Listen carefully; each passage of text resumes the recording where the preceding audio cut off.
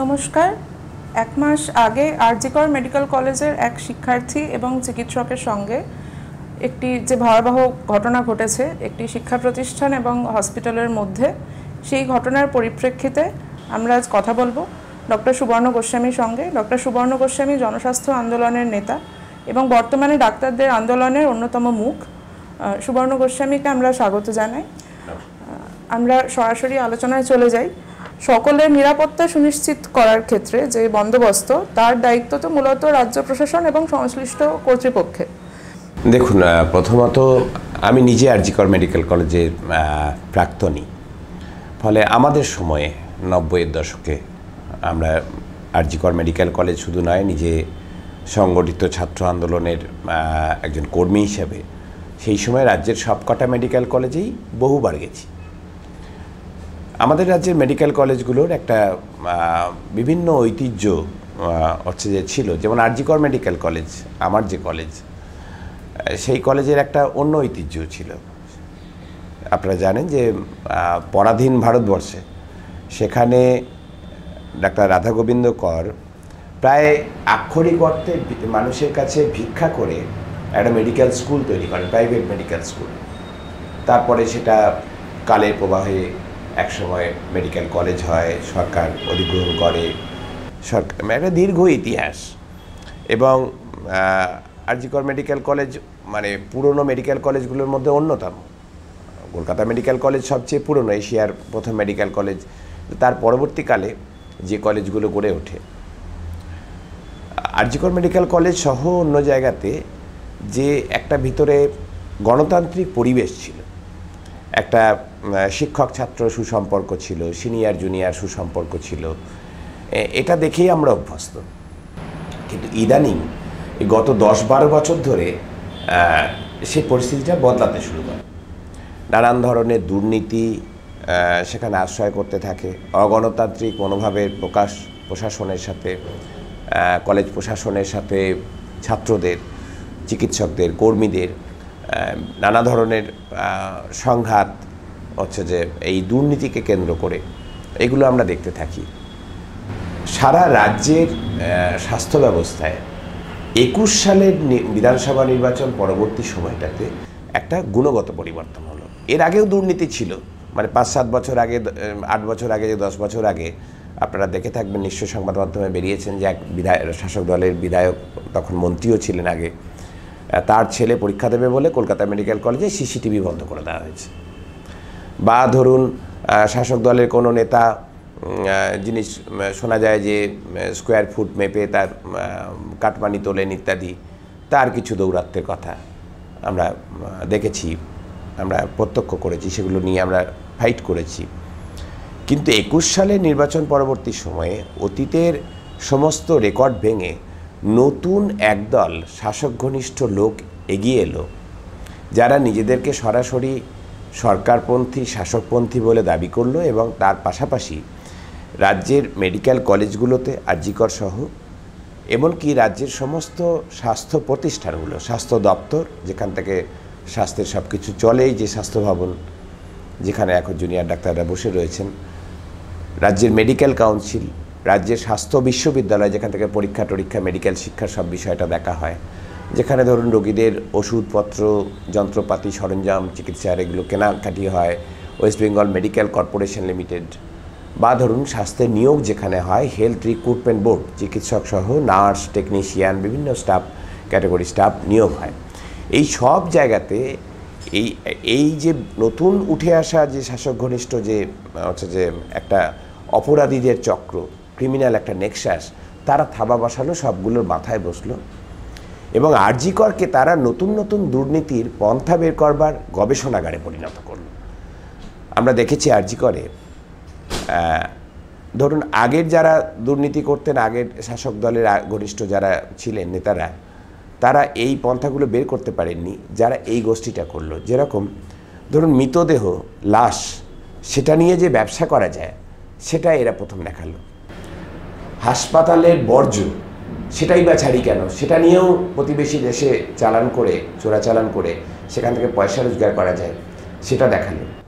Pass fail আগে ছিল যে নেতার ছেলে পরীক্ষা দেবে তাই সিসিটিভিটা বন্ধ করে সে টোকাটুকি করবে, এখন বলা হলো গণটোকাটুকি চলবে এবং গণটোকাটুকি করতে শিক্ষকরা বাধা দিলে তাদের বদলি করে দেওয়া হতো, তাদের হুমকি দেওয়া হতো। ছাত্রছাত্রীদের বলা হলো যে তোমরা যে যত টাকা দেবে তত নম্বর পাবে, হায়েস্ট নম্বর পেতে গেলে হায়েস্ট টাকা দিতে হবে। আবার যে টাকা দিতে চাইলো না বা বিরোধী ছাত্র সংগঠনের সঙ্গে যুক্ত এরকম কোনো কথা বললো বা দুর্নীতি নিয়ে কোনো প্রশ্ন তুললো, তাকে ফেল করিয়ে দেওয়া হবে। এই যে সংস্কৃতি গড়ে উঠল, তখনই আমরা চিকিৎসক সংগঠনগুলোর তরফ থেকে জোট হয়ে আমরা একাধিকবার রাজ্যের প্রশাসনের সর্বোচ্চ মহলে আমরা একাধিক চিঠি দিয়েছি। আমরা ডেপুটেশনের জন্য সময় চেয়েছি, সময় পাইনি, চিঠিগুলির কোনো উত্তর পাইনি। আমরা প্রেস মিট করে সংবাদ মাধ্যমে বলেছি, সেসব সংবাদ মাধ্যমে বহুবার বেরিয়েছে, ফলাও করে বেরিয়েছে, কেউ কর্ণপাত করেনি।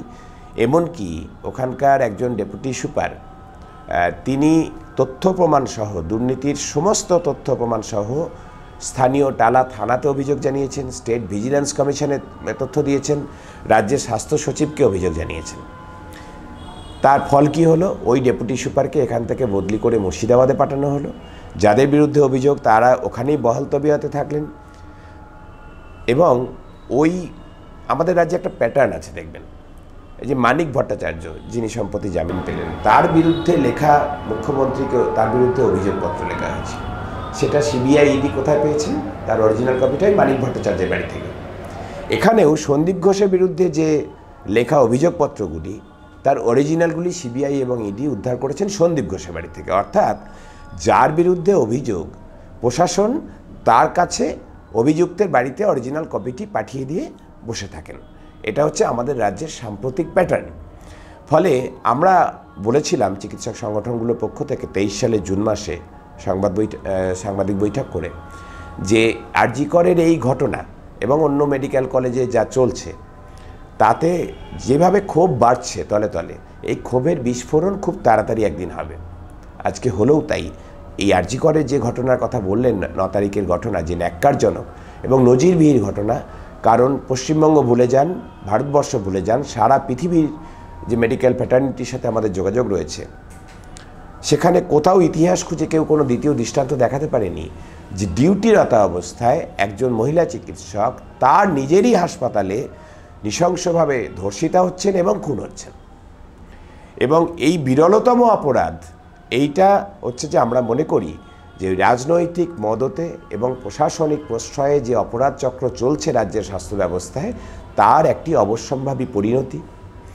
আর ঘটনা ঘটার পরে যে সময়ানুক্রমিক যে ঘটনা প্রবাহ, সেগুলো যদি লক্ষ্য করেন, সেখানে রাজ্যের স্বাস্থ্য প্রশাসন এবং পুলিশ প্রশাসনের যে ভূমিকা, তদন্ত ধামাচাপা দিতে, তথ্য প্রমাণ লোপাট করতে এবং হচ্ছে যে দোষী ধর্ষক এবং খুনিদেরকে আড়াল করতে,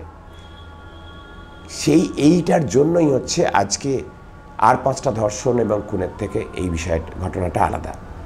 9 তারিখ সকালবেলায় যখন মৃতদেহ আবিষ্কার হয়েছে চেস্টের সেমিনার রুমে, আমরা জানি না ওটাই অপরাধ স্থল কিনা, কিন্তু মৃতদেহ আবিষ্কৃত হয়েছে। মিতার বাড়িতে প্রথমে খবর দেওয়া হয়েছে, আত্মহত্যা বলে চালানোর চেষ্টা হয়েছে। মা বাবাকে ডেকে এনে 3 ঘন্টার উপর বসিয়ে রাখা হয়েছে। কলেজের প্রিন্সিপাল দেখা করতে চাননি। পুলিশ কর্তাদের পায়ে ধরেছেন ওনারা, বলেছেন মিতা কন্যার মুখটা অন্তত দূর থেকে দেখবো, আমরা ছুঁয়েও দেখবো না, সেটুকু অ্যালাউ করুন।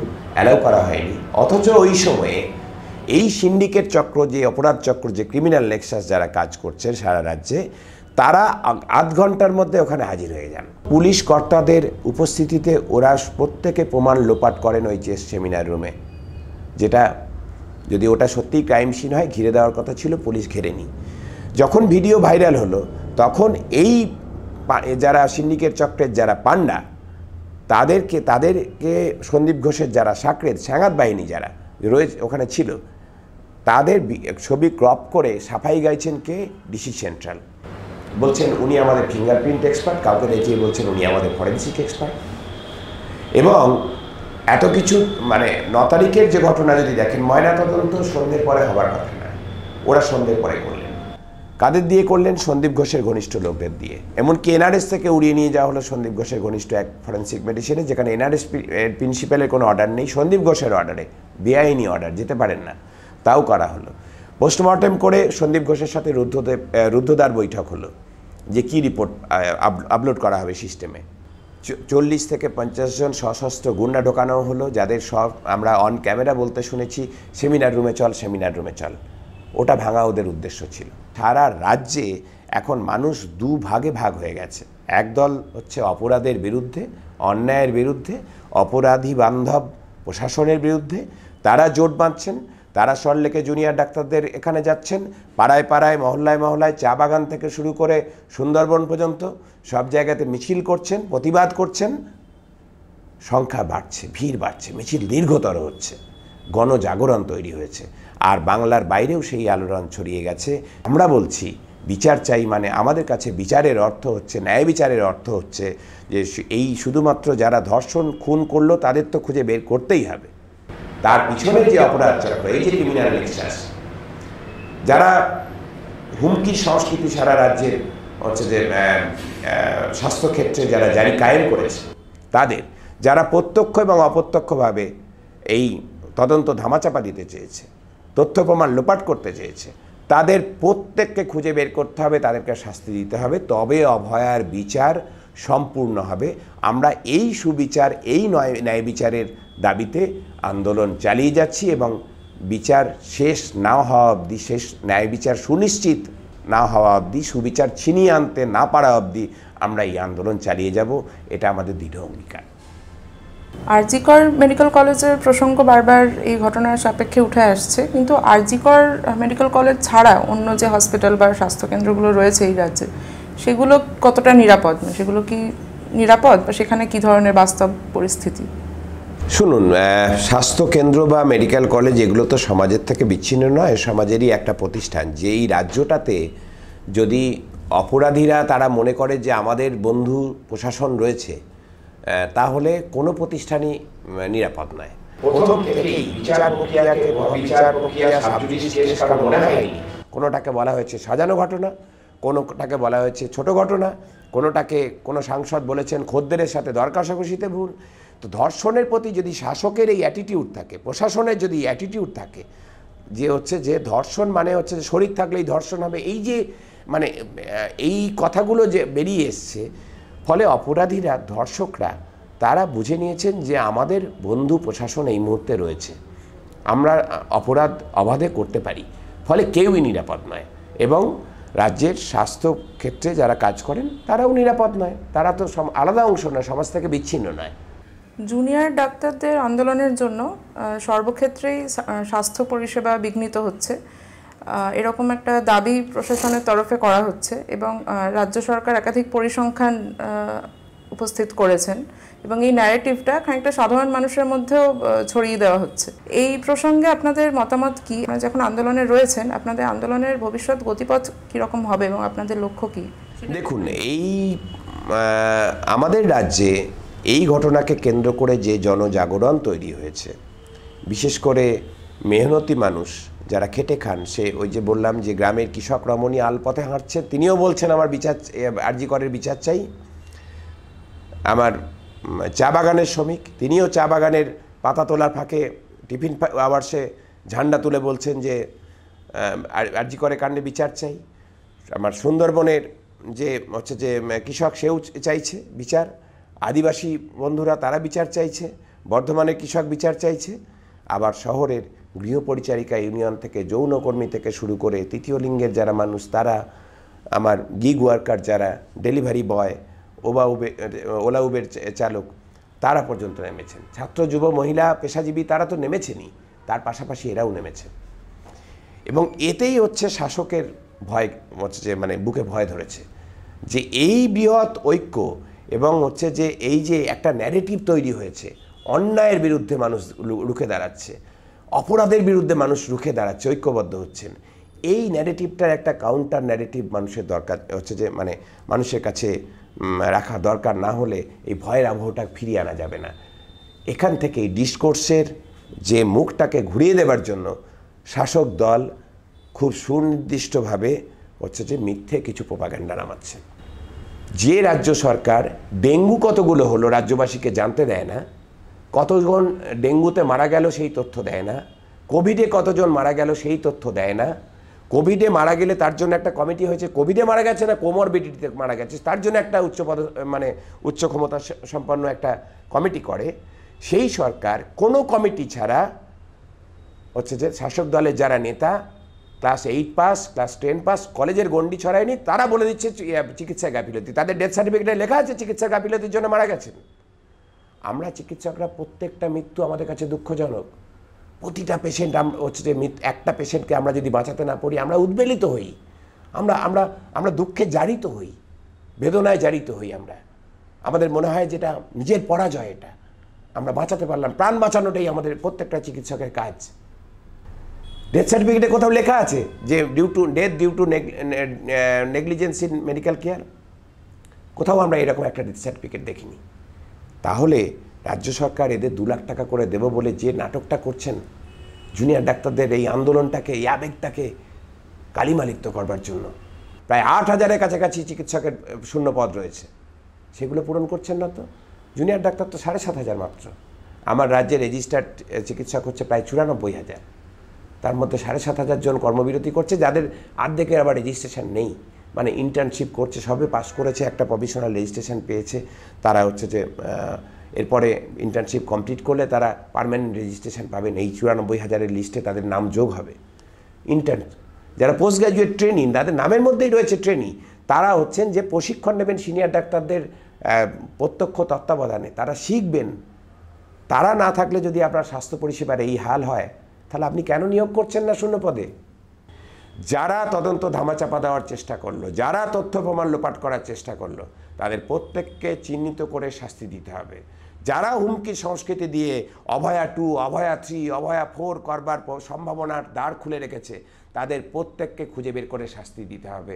তবেই হবে অভয়ার প্রকৃত ন্যায় বিচার, এবং সেই সুবিচার এমনি এমনি আসবে না। আমরা মনে করি না যে হচ্ছে যে আমরা সবাই যে যার কাজ করবে, সবাই উৎসবে ফিরে যাবে, আর হচ্ছে আপনি বিচার দেবেন, এটা মানে হচ্ছে রাষ্ট্র বিচার দেবে, এটা আমরা মনে করি না।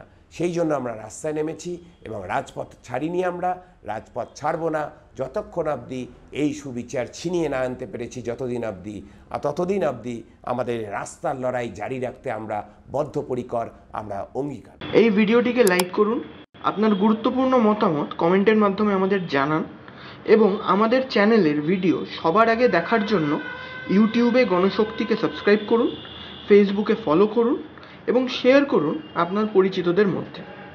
আমাদের চ্যানেলে আপলোড হওয়া ভিডিও নোটিফিকেশন পেতে বেল আইকনটি ক্লিক করতে ভুলবেন না।